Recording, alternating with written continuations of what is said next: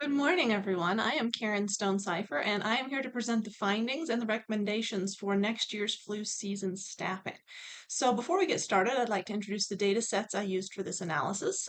First of all, I used the U.S. Census data set, and the second data set I used was a data set of influenza deaths in the United States as reported by the Centers for Disease Control.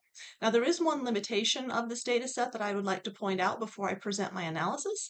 The influenza deaths data set was reported per state per month and then broken down further into different age categories. Now, if any of those numbers of death were under 10 for any particular age category or month, the numbers were suppressed by the CDC for privacy reasons. So this led to a lot of suppressed data in this data set. There were several options for how to deal with this. I thought that randomly assigning numbers 0 through 9 for all of that suppressed data was going to overly inflate the number of flu deaths in many areas and for many age groups. So I elected to exclude this data from my analysis instead. However, I do think that the data that remained was sufficient to come to the conclusions I came to, as you will see as I present this analysis. But if you do have any questions about why I chose to exclude this data and what the pros and cons of doing so are, I would be happy to discuss those questions separately. Now let's get to the analysis. As a medical staffing company, we need to know how to efficiently deploy our staff during flu season so that the states that need the most staffing are receiving it without any areas receiving too much or too little. And in order to do that, we need to answer three questions. The first is, when is flu season? The second is, who are our most vulnerable populations? And lastly, how do we decide how many medical staff to send to each state? So this presentation is going to answer those questions. So to begin with, let's address, when is flu season? So we have a chart here at the top that shows the peak months for flu in the United States. So this is an average for the years 2009 to 2017, month by month, and we can see that flu rates are peaking between December, which is right here, and March. And I have organized this chart such that August is at the top and July is at the bottom, which is a little unusual, but I did that so that we can really see this peak as it comes up and then goes back down. So that's what's happening with flu season on a national level. It's really mainly between December and March. But is flu season the same on a state level? So at the bottom here, we have a line chart that shows the top 10 states with the highest average flu-related death counts from 2009 to 2017. And we can see that they have a similar rise and fall to them. So let's take a look at the state of California. For example, in the last year, we can see here's their November uh, death rate for flu-related deaths. It's going up in December, peaks in January, comes back down in February, March, etc. And it's following the same rise and fall year after year. We can even look at different years that have slightly different peak patterns, but we'll still see the same month. So there's November, December, comes back down a bit in January, goes way down in February, that peaks back up in March, etc. So we're still having our peaks between December and March, even when things look slightly different. So we can do the same thing for New York. For example, here is November last year, then December, up in January, back down in February and March. So the same pattern is going on the state level as we see on the national level. So our next question we need to address is, who are the most vulnerable populations? And this is important to know because it lets us know who we're tracking in order to determine our staffing amounts in each state. So right here at the very top of the screen, we have a pie chart that shows us the total deaths between 2009 and 2017. So between those years, 36,000 total deaths were occurring in those under the age of 65.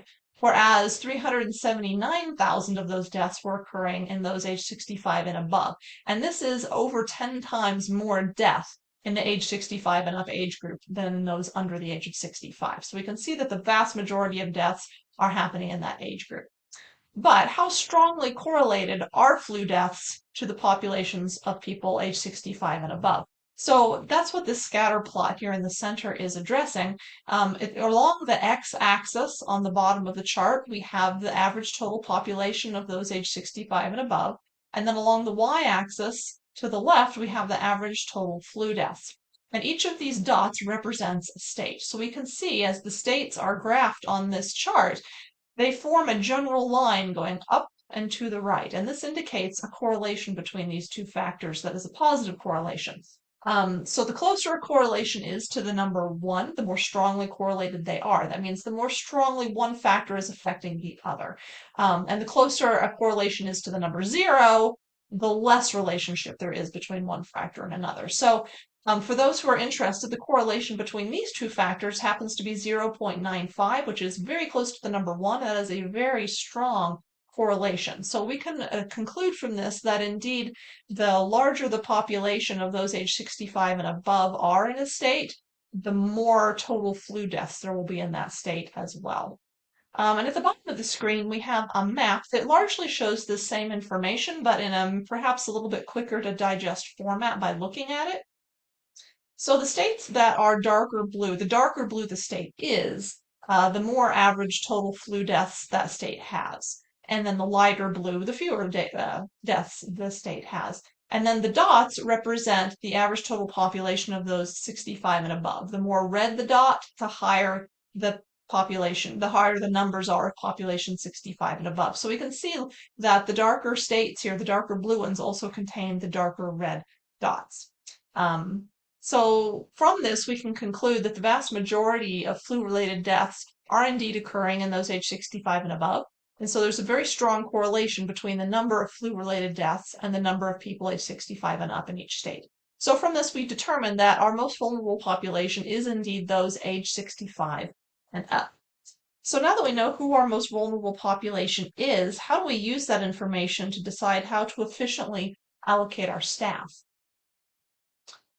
So on this screen, right in the middle, we have a map that shows the percent of the U.S. population age 65 and above that's contained in each state. So Minnesota has 1.65% of the total U.S. population 65 and up.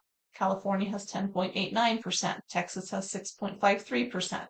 And what I propose is that since the flu-related deaths are so closely correlated to a state's vulnerable population, we should send the percentage of our medical staff to match the percentage of the U.S. population age 65 and up in each state. And this bar chart on the left helps show that a little more clearly. It's just organized, same information as the map, but it's organized from the largest population to the smallest. So California has the largest percentage of the U.S. population age 65 and up at 10.89%. And as we scroll down, we can see that Alaska has the smallest percentage of that vulnerable population. So that's my general recommendation for how we decide to allocate our staff on the state level. But are there any exceptions to this? So at the bottom of the screen, we once again have that same scatter plot chart. And we can see that the states of New York, Florida, and California are straying pretty far from the general line that all the other states are following that show a correlation between vulnerable population numbers and average flu deaths.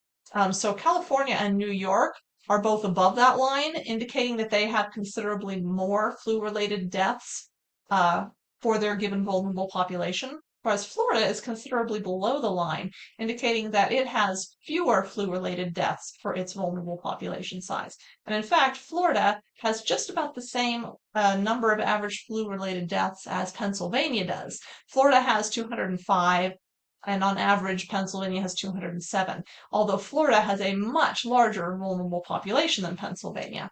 So because of that, though, because Florida has a very similar number of flu-related deaths to Pennsylvania, I propose we send the same staffing to Florida that we send to Pennsylvania, which we can see up here again on that bar chart would be 4.86%.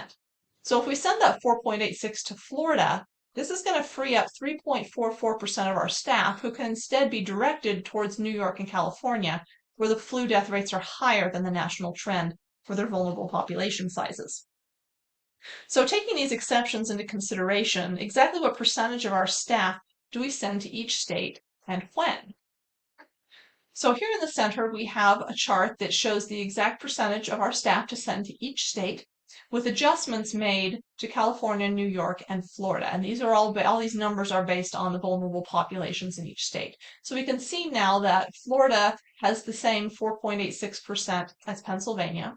and New York has increased to 8.58%, and California's gone up to 12.33%.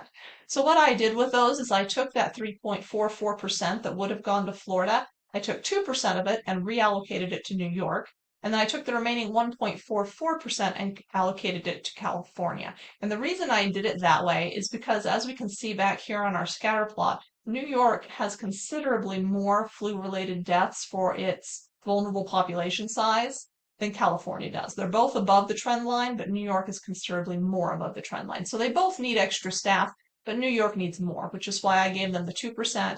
I give California the 1.44%. So that's how we can allocate our staff per state. But when are we sending them out and when are we bringing them back? So let's revisit our bar chart from the beginning of the presentation, showing us our flu season and how December through March are our peak months. So we should begin sending staff out in the second half of November so that they're in place as these flu rates begin to rise. And then we can bring them back at the beginning of April as the flu rates are beginning to drop. So that explains how many we should send and when we should send them and bring them back for each state. So our next steps with this analysis to take things a little bit further would be to determine how to allocate our staffing on a county level within each state based on the level of concentrations of vulnerable populations in those counties. And then in addition to that, it would be nice if we could create surveys for both our staff and our patients and then gather that data for future analysis so that we can gauge our staffing needs in future years going forward. So there's my presentation for flu staffing for the upcoming flu season. Thank you so much for your time, and please let me know if you have any questions.